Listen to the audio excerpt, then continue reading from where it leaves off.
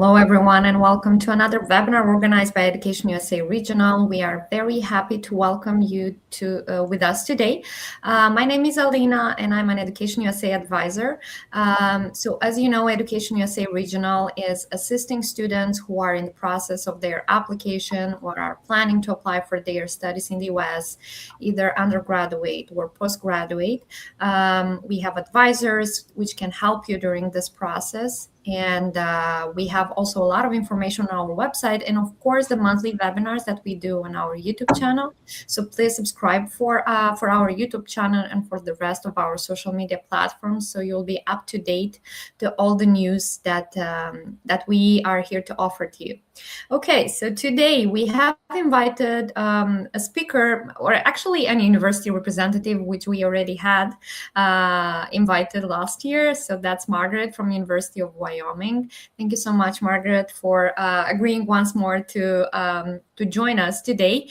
But we have another topic, a topic that I don't think we had before within our webinars, and I'm so happy that we are discussing about it.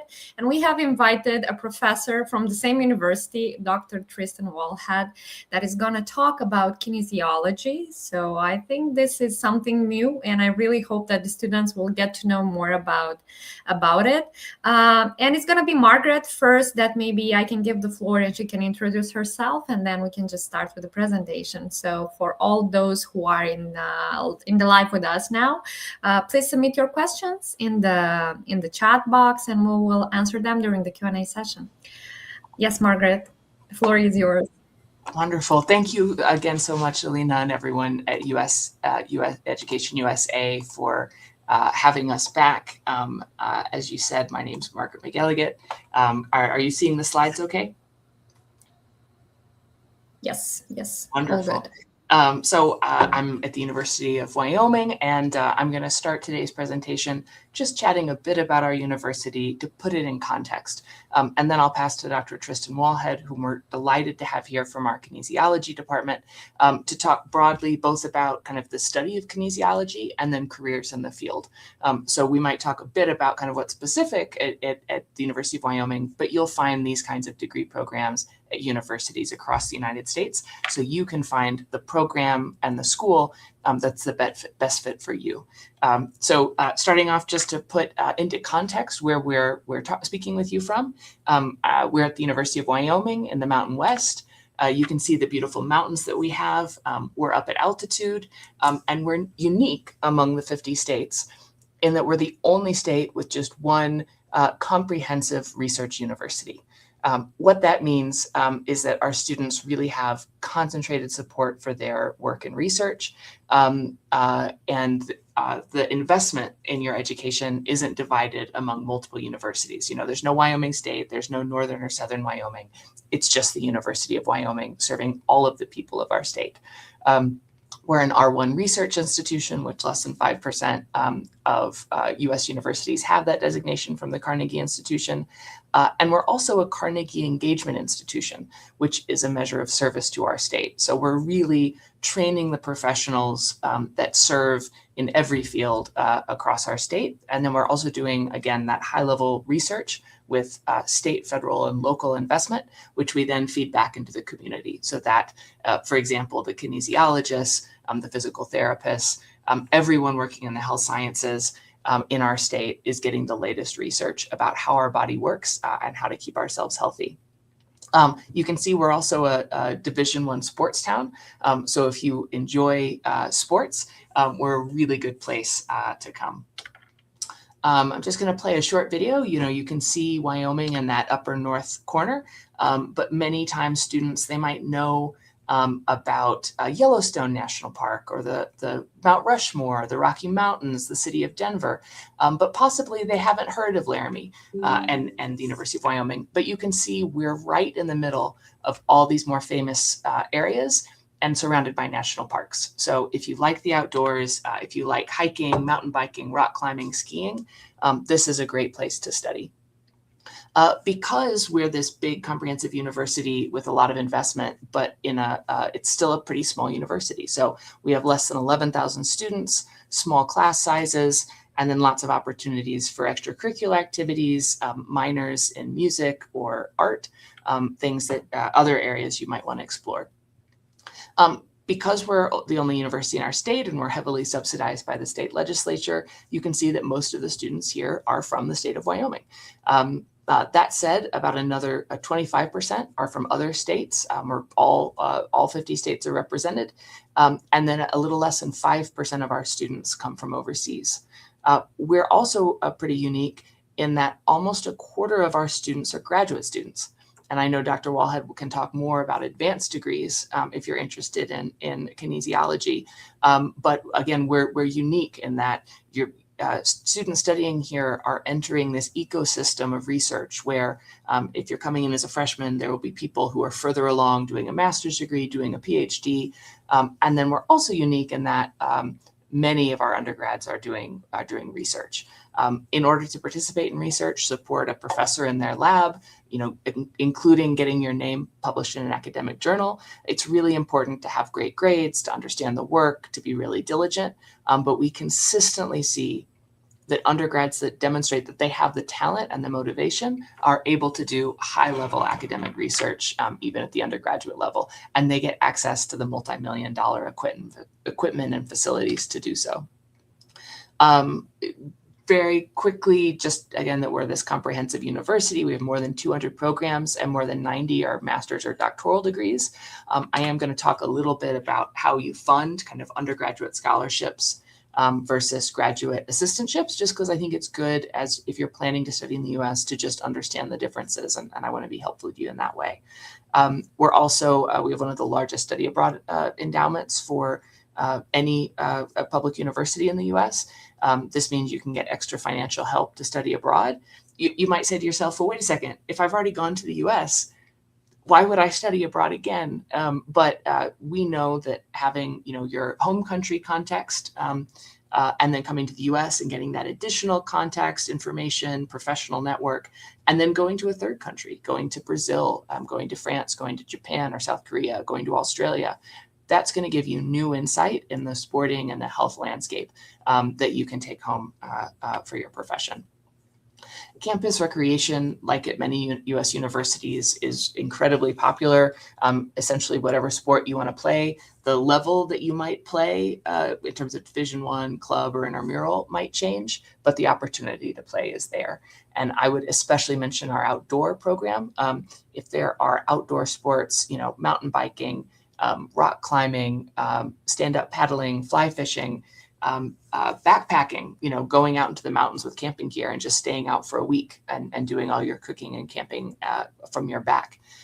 These are all things that you can practice here and get training on, including inexpensive equipment rental through our outdoor program. So it's very popular with international students. I'll just very quickly kind of go through the clubs and organizations, but again, for kinesiology degrees, you might be most interested in getting involved with athletics, getting involved with some of our sports club and the Health Science Professional Students Association. But definitely join the swing club, because every Thursday night, a couple hundred kids get together to swing dance. Because we're the only university in the state and the taxpayers of the state have paid to have this really, again, high quality education in a small place, we're not incredibly hard to get into. That's not surprising at the undergraduate level, right? If I've been paying taxes my whole life for the University of Wyoming, as long as my kid gets good grades, I expect that they're going to be admitted to the University of Wyoming. So the main thing we care about is that you have good grades, at least a 3.0. If you're coming from overseas, that you either studied in an English school or have proof of English proficiency. And then we also have rolling admissions, because again, for the taxpayers of Wyoming, if my child decides in May 30th or in June or July that they want to start university in the fall, we want to make it possible that they can start university in the fall. Now that we also have merit-based scholarships, including for international students. Those are also just based on your GPA. So again, if you have good grades, you will get in, you will get a scholarship, and there's no kind of additional work associated with that in terms of standardized testing or essays. It's just, did you do the work in high school that justifies the advantage in university? Here's the total cost, though there are a couple things you can do to lower that cost. So first, you can get a full scholarship, the full scholarship that you're eligible for based on your grades.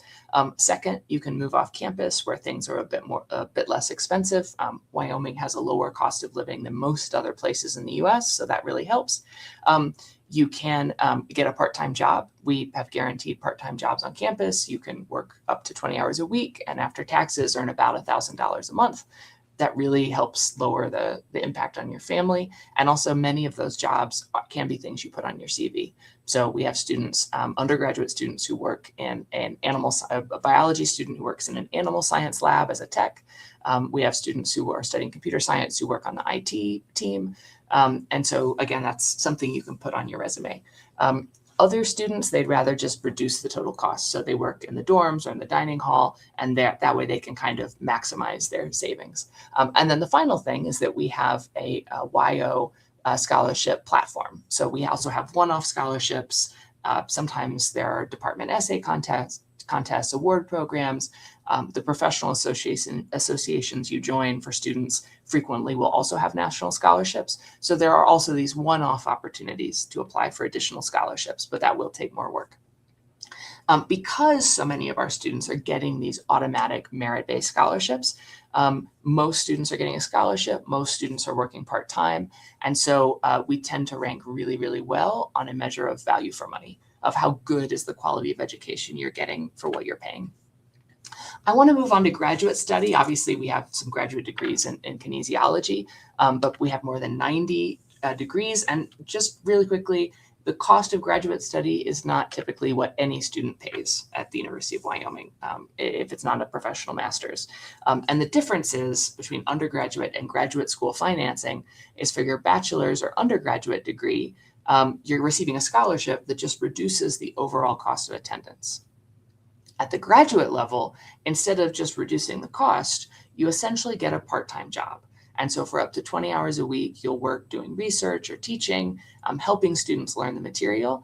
And in exchange for that, you get free full scholarship, free tuition and additionally a stipend. So the difference between undergraduate, where we reduce the cost of attendance, and graduate, where we make it free for you to attend and we pay you a stipend on top of that. So if you do your research and you decide, oh, I don't know if attending school in the United States is going to be possible at the undergraduate level, if you're a really good student and you decide you want to continue into a master's program or a doctoral program, you might find it's more affordable at the graduate level. I'll just mention we have brand new residence halls. Students live on the upper floors and the dining hall is on the bottom floor, and that's all automatic. You're assigned once you pay the housing fee and come to campus. To apply, you can either use the Common App or use an online form and pay a $40 application fee. At the graduate level, it's $50. But though I will just mention at the graduate level, because we have 90 different programs, each one manages admissions differently. Each one makes the decisions about graduate assistantships differently. So you really need to reach out to that department directly. And sometimes if there's a professor whose research you want to work on, you should reach out to that professor directly and ask them for their deadlines, their admissions requirements, and also the typical characteristics of a successful graduate assistant. With that information, you can really plan to be a successful and competitive master's or doctoral candidate. So that concludes my section. I'm just going to put this up for a moment so that if anyone wants to reach out to me by email or phone, you can. But I'm just so pleased that you're here all with us. And now I'm going to pass to Dr. Wallhead to share more about our program in kinesiology. Dr. Wallhead, go ahead. Thanks, Margaret. Welcome to this afternoon, probably for most of you. My name's Tristan Wallhead. I'm a professor in the Division of Kinesiology at the University of Wyoming. Margaret was just talking about the graduate assistantship. Now, I'm originally from the UK and came over to the US as a graduate student in 2001 and came to do a doctoral program. And as Margaret mentioned, I took up on the opportunity to get a graduate assistantship which paid all of my tuition and paid me a sort of monthly stipend to enable me to work and cover my PhD. And so that was an excellent opportunity for me to come and live in the US. And then I continued to become a professor in the US. So I'm going to talk to you a little bit today about this field of kinesiology, which is really the study of movement science. Sometimes when you look up other universities in the US, it'll be called exercise science. But specifically in the US, they tend to call it kinesiology, which is the scientific study of human movement. Basically, what we do is look at or examine how the body moves and how we maximize how well our body moves. So we study muscles, bones, joints, the nervous system, and how it all contributes to making sure that people stay to move. We know that movement is very important for health, long-term quality of life. And so being able to move well is a very important part of contemporary society. Specifically from an academic standpoint, it's a science-based major, which means that if you're interested in studying sciences, this is at the undergraduate or the graduate level, sort of biology, chemistry, and then that moves into things like physiology and anatomy. Basically, those basic disciplines combine to we talk about how they impact health, fitness, and rehabilitation of the body as it moves. Next slide, thanks. So, why would you want to study kinesiology? Specifically, if you're really interested in looking at understanding people's health and how to improve their health and wellness. Also, in terms of if you're interested in working with athletes, I'm hoping all of you watching the World Cup right now, and how do we prevent injuries, not just to athletes, but as people age, their bodies start to deteriorate.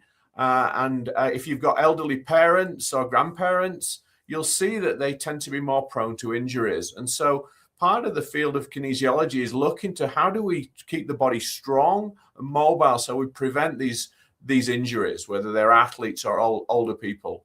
As I say, we work with athletes too. In the US, they have a very strong college sports program. That's not particular to Europe. Europe tends to have sports within the clubs. But generally, I work in a university setting, and it's called Division I, which is a high level of college sport over in the US, the University of Wyoming. And we work with the athletes in terms of enhancing their athletic performance. That could be in terms of training, in terms of strength, resistance, speed, endurance, depending on the athlete. But we also have professions that help in their rehabilitation if they do get injured. But basically, we're looking to promote healthy lifestyle across all age groups. This is from young children all the way up to the elderly, and in terms of predominantly keeping people moving and physically active. Next slide. So what would you study if you came to a degree in the US? You'd study about anatomy, which is basically the musculature of the body and on all the bones and the different systems. You would also study physiology, which is how the cells work within the body when we're exercising or we're training.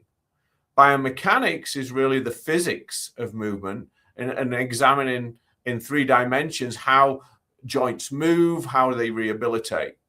Exercise physiology is specifically the impact of exercise on how the cells adapt and to movement and training.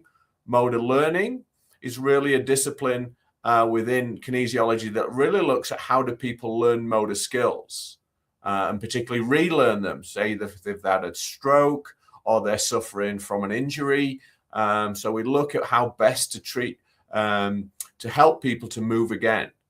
Sport and exercise psychology is really the mind and how the mind impacts performance, whether it's motivating yourself to do the exercises to get fit and strong again, or whether it's to do with rehabilitating from a stroke or in an elderly population or from somebody who's had a fall. So So we look at the sort of mental side of that, of aspects of movement as well. We also have nutrition.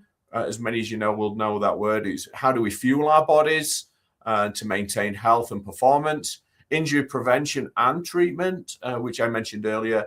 And specifically, actually, the last one is my area, physical education, which is across the globe, which is in schools, really, how to teach teachers how to teach movement in schools, K-12 schools. And so those are the main areas of study within kinesiology. Next slide. So specifically, what skills will you learn as a kinesiology student within the US and at UW? Generally, we're working with people. And so communication becomes very important, whether it's you're in English as a second language or as a first language. Still being able to communicate and motivate people to move is very important. You're also going to become a problem solver. Often people have very specific injuries or types within the context of where they live. And so it's been able to try and help them get to the next stage of movement within the world that they live in. And so we're problem solvers for people.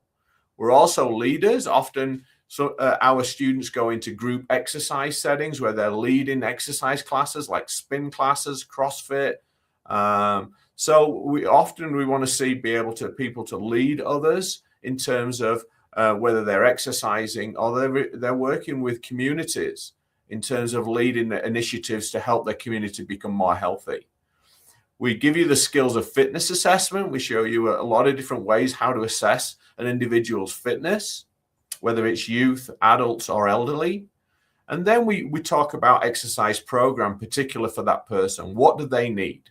What's the best for them, whether they're recovering from a heart attack or whether they're just trying to get trained to lose a little bit of weight or get a bit stronger. What is the best exercise program for their needs?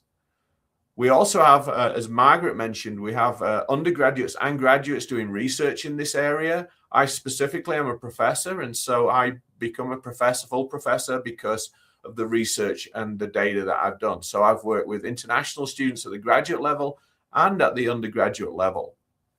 And the last one is really related again to my area, and I'm bringing this up because of the World Cup, but my area is teaching and coaching, in particular to sports. And so what does it take to be a very effective teacher or coach? And many of you watching the World Cups and seeing the coaches at the sidelines, what are they doing what are they doing after the game, during the game, before the game? And so really training, looking at teaching and coaching, whether it's in youth or in adults. Next slide. So specifically, these are the career professions that you can go. If you do an undergraduate degree in kinesiology or a graduate degree, you can go into physical therapy. In Europe, in the UK, that's called physiotherapy, which is basically the rehabilitation of movement, large body movement, large joints. Say they've had a hip replacement or they've injured their knee. Athletic training is quite specific to the US. And really it's people who work, professionals who work within sports contexts specifically. So if you're watching the World Cup, you'll see some people run on when a player goes down on the ground. And in the US, they're called athletic trainers. In Europe, sometimes they're called physical therapists. So athletic trainers work specifically with just athletes in sport. Personal training is when you're working one-on-one, setting up your own business to work with, or working in another business where you're working one-on-one with individuals on their own training program. Strength and conditioning in the US is working with college sports programs predominantly. And so if we're working on their lifting, on their weight training and conditioning to get their athletes to peak performance. Physical education teaching, I briefly spoke about, is another career in kinesiology where you're working in K-12 schools, working in physical education, which is very common across the globe. Sports coaching, I've just mentioned, is another area, whether you're working as a volunteer coach or whether you're being paid as a full-time coach. Coaching of sports is very popular across the world, and particularly in the US as well. Cardiac rehabilitation is really when we're working with exercise programming for people who have had heart attacks. And so how do we rehabilitate? One of the best ways to rehabilitate people after a heart attack is to get them on an exercise program to try and strengthen their heart muscle. And so cardiac rehabilitation, a very specific type of profession where we work with people who have had heart incidents. And the last one that I'm going to talk about today is wellness coaching, which is really, instead of just sports coaching is very popular across the globe. In the US, they have wellness coaches where you're working not just on as a personal trainer on in the gym with a client, but really you're working on much broader within individuals or a small group of people, looking at their nutrition, looking at some of their lifestyle behaviors, but also looking at exercise programming. So wellness coaching is becoming very more prevalent in the US as people look to get individual help on making them more healthy. Next slide. These are the kind of places that our kinesiologists work: hospitals, physical therapy clinics, universities. I work in a university as a college professor. Professional sports organizations such as youth development programs across the globe, or within college setups, college organized sports organizations in the US, or within clubs within sort of a European context. Public schools, I mentioned about being a teacher. Government also very strong proponents of health, and particularly after the COVID epidemic. How can we make populations or communities more healthy? And the government often will provide funding to have professions within what we call public health. Military also, in terms of training military personnel, definitely exercise and training is a big part of that training. And specifically, the last one is community health centers, where basically you can work within smaller communities or even within cities on particularly promotion of a particular health behavior that's a problem in your community. It may be drug use, it may be wearing seatbelts, or it may be related to physical inactivity. But basically community health centers, also whether it may be working on immunizations, people taking more immunizations. And so community health centers are a growing popular profession within the US and within Europe in terms of profession that a kinesiologist can go into. Next slide. So why Wyoming, which is a kind of catchphrase of Wyoming? Why Wyoming? Generally, Wyoming is a very rural state, but we have a strong need for healthcare workers.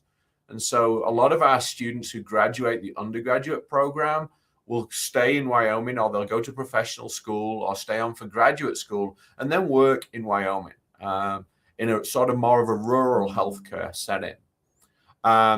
We have excellent connections to graduate and professional schools.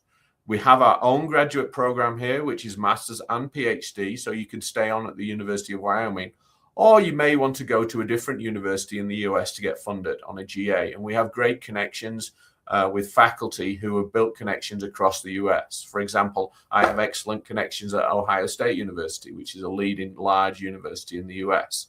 If students want to then go to a different school for their graduate program. Also, what we call professional schools are things like physical therapy school. So you'll do your undergraduate degree in kinesiology, and then you'll go to what we call physical therapy schools, which is a professional preparation school after you finish your undergraduate degree. We have a relatively diverse student population, specifically in kinesiology, because we actively recruit international students, particularly at the graduate level. But even at the undergraduate level, we've seen an increase in the number of students who have come into our degree who are pursuing kinesiology, are really interested in movement science, health. Cool professors, that's not me. Margaret will attend to that.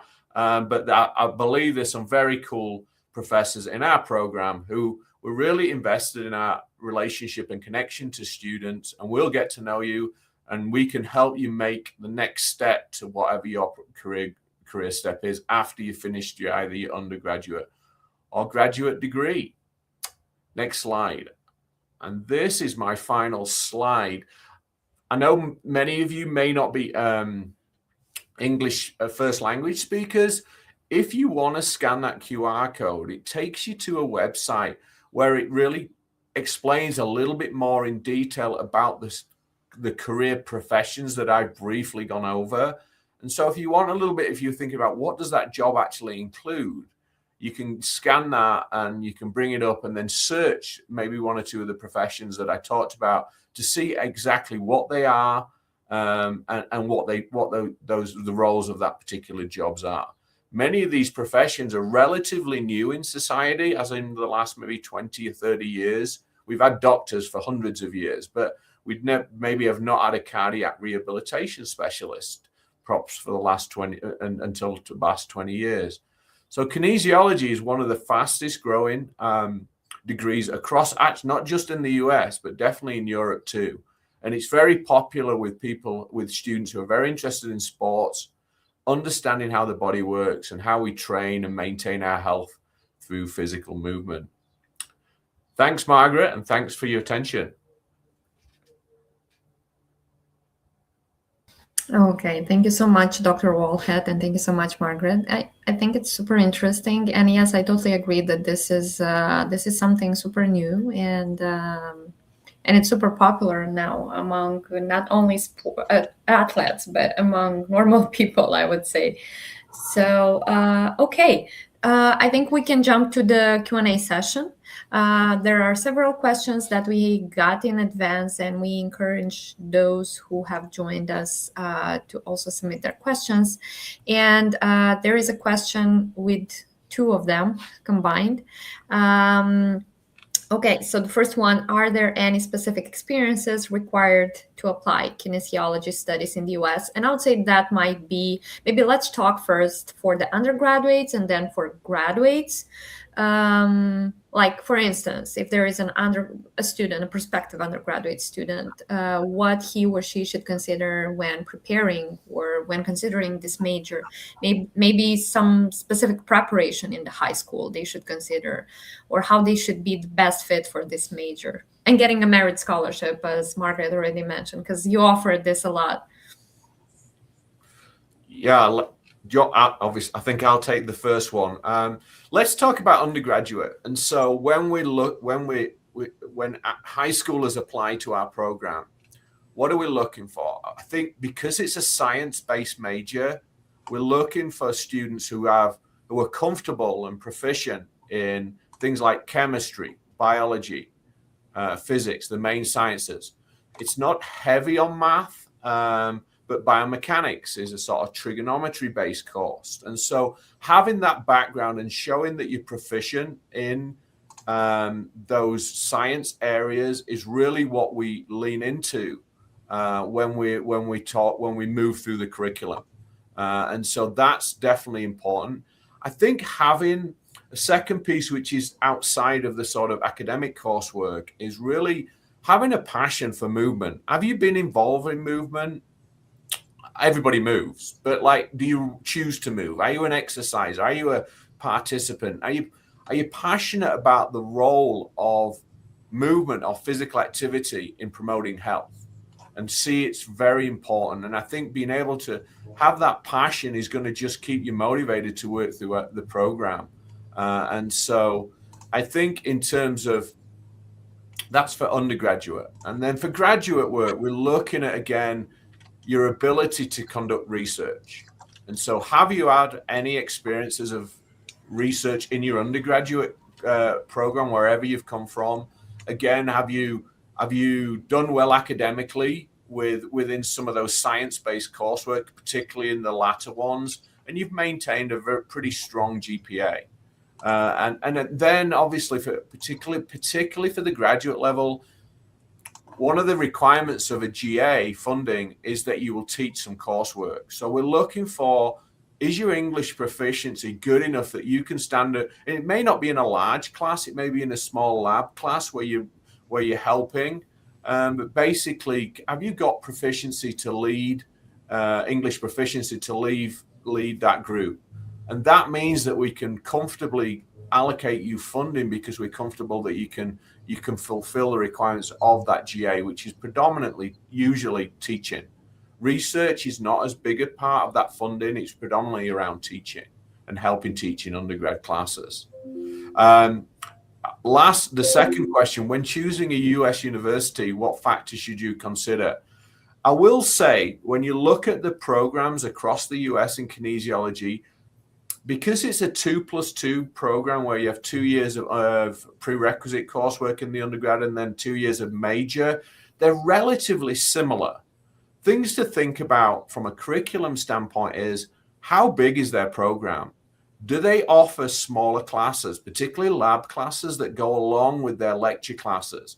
My daughter is just starting her undergraduate degree in kinesiology, and she's gone to a bigger university. And I was like, well, make sure you get in that smaller class size, and that application of knowledge that usually goes along with the lab-based classes.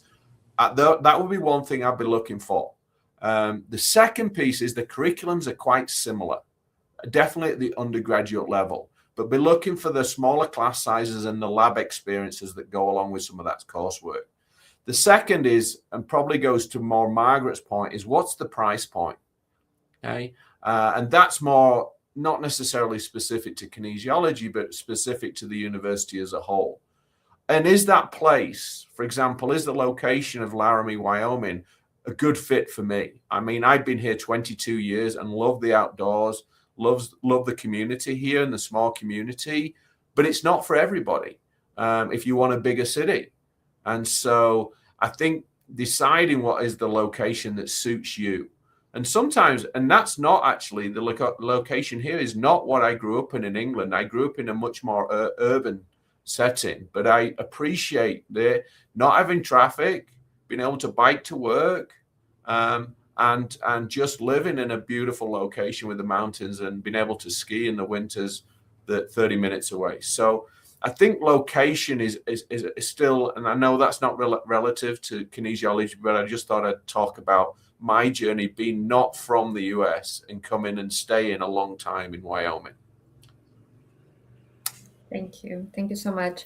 Okay, now in terms of the tuition and everything, maybe we can just give the floor to Margaret. So if the merit scholarships that you were specifying are applicable for kinesiology, and maybe if you can just say briefly about those, and for those students who are applying for their postgraduate, what are the type of scholarship they can get maybe?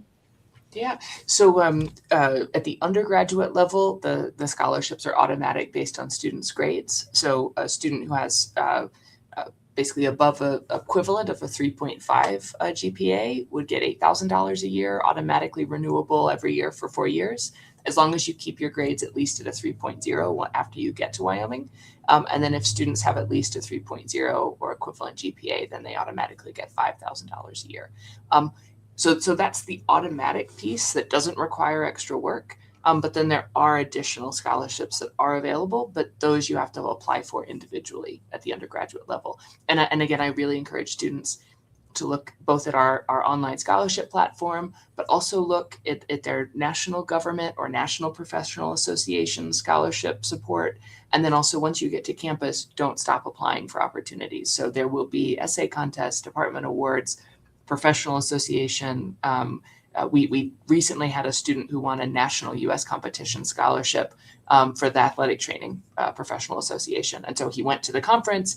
He, was celebrated in front of all of his kind of future and current peers, and is getting extra, money for his studies. So not everyone is going to get that, but I have seen, especially those really dynamic international students, each year reduce the total amount that they're paying.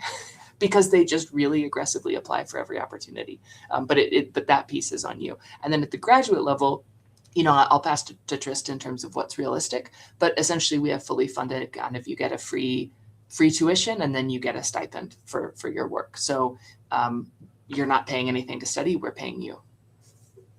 Tristan, anything you'd add on the graduate side in terms of cost? No, I mean, I came to the US actually because of the GA model, which really doesn't exist anywhere else to the extent it does here. And it's not highly competitive either. When you're applying to the UK to do a PhD, you're competing for a very small funding pool. And so you have to be probably the number one candidate to get that funding.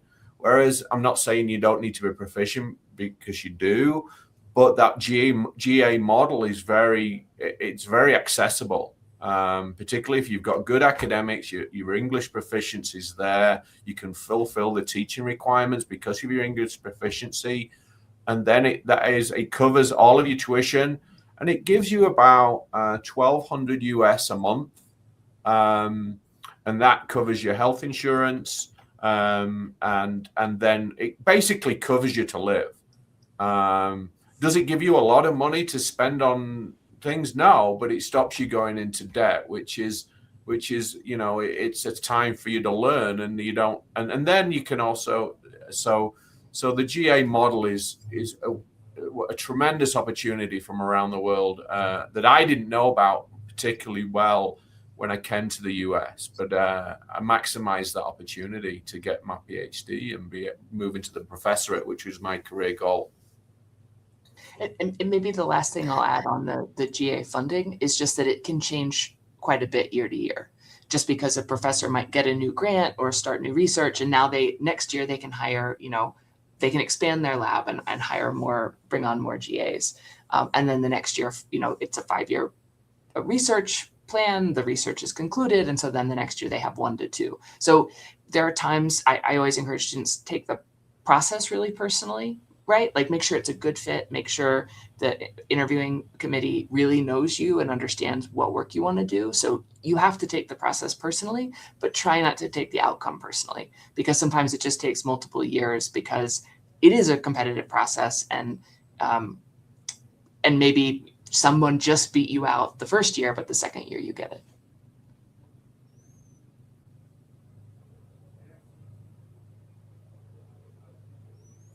Is there any other questions that we can?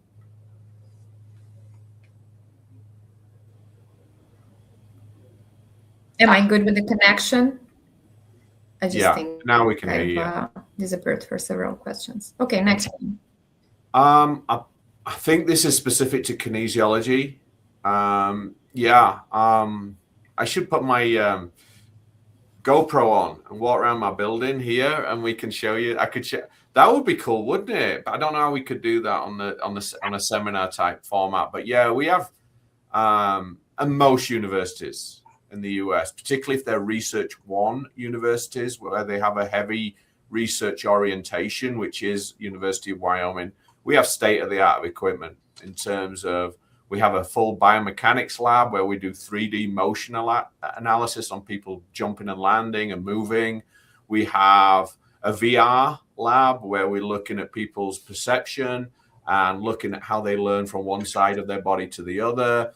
We have an exercise physiology lab where we get students we look at their VO2 max or their maximum oxygen uptake as they're exercising in our exercise physiology lab. So yeah, I mean, we have state-of-the-art equipment, and if you're learning anatomy, we have a 3D what we call an anatomage table, which basically you can touch screen and it is in 3D and see any organs, body, like bones and joints, etc. So yeah, and to be fair, this is common across most R1 universities.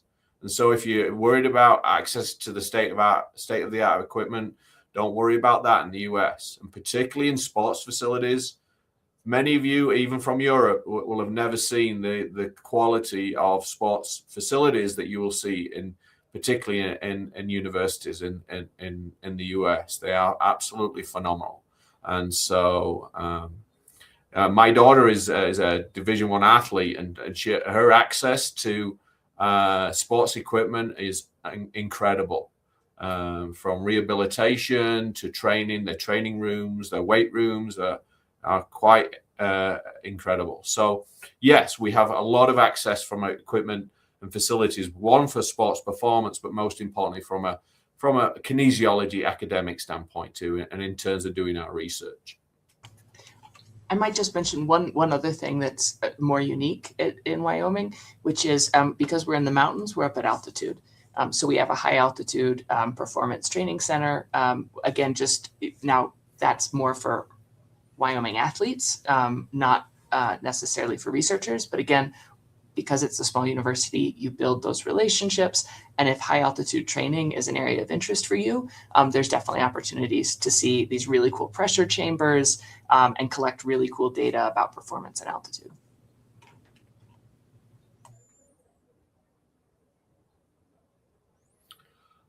Generally, our next question.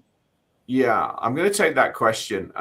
Generally, what happens is it's a 2+2 program for the undergrad, 2 years of prerequisite and then 2 years of majors in kinesiology programs. So, and that's common across the US. It's the 2+2 4-year undergraduate degree that's common across the US.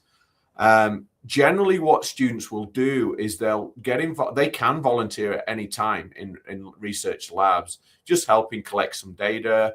But generally, what they'll tend to do that once they get to know the professors a little better in the 3rd and 4th year, and then they get to go into their courses, and they'll get maybe a passion for biomechanics or exercise physiology or health and fitness assessment, and so they tend to get to know the faculty, and then they'll be like, I'd really like to work with this person.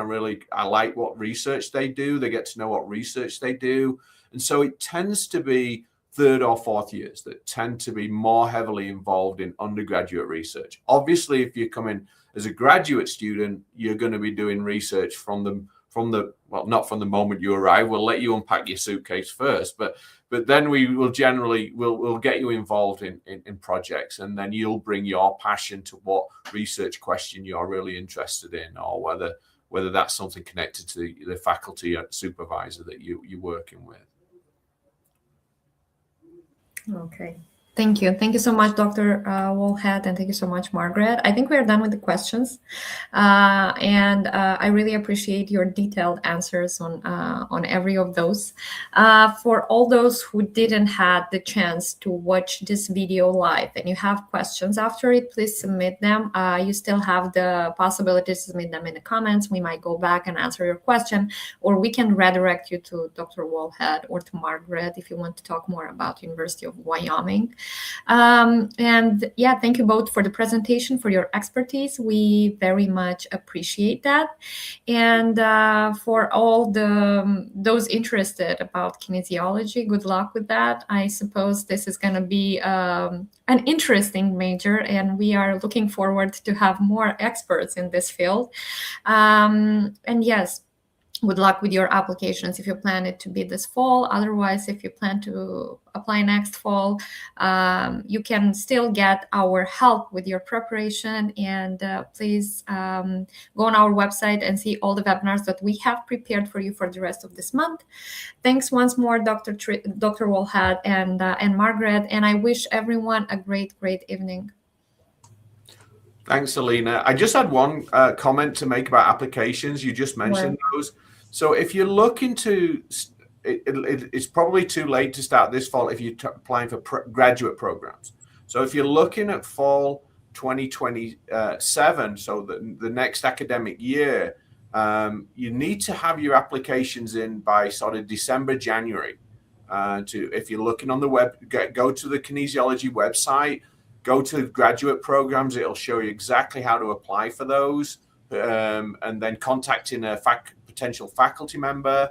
And so those December, January is a good time, because that's when we allocate funding, that sort of in February for the following fall. If you're an undergraduate, this can occur pretty much like Margaret said. We have rolling admissions. We can pretty much accept undergraduates at any time, even this summer for the starting in the fall.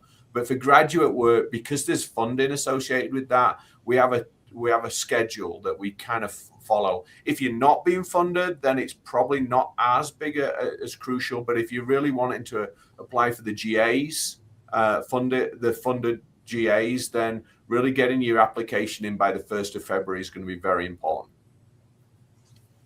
Thank you, Dr. Woolhead. I think it's a good remark on that. So yeah, thank you for clarifying this.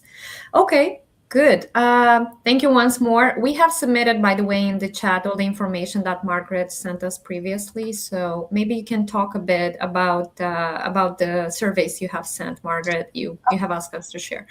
Sure. So obviously this presentation was an overview, but if any students want more information about any of the topics we discussed, we've just got that short Qualtrics survey. You can just put in your name and how you want me to contact you and what you want to know more about, and I'll reach out to you personally to share that information. So we also shared some videos just so you can see the labs for yourself and the really cool research that our professors are doing. So just thanks again to Alina, to everyone at Education USA. We deeply appreciate the work you do, and we're so happy to be part of it and helping students find the right fit for their professional and academic journey. Thank you. Thank you. And everybody has to cheer on England on Saturday against Norway. I knew. Okay. I can't leave a webinar without making that plug for cheering on England on Saturday. Thank you. Thank you. Have a great evening, everyone. Thank you. Bye.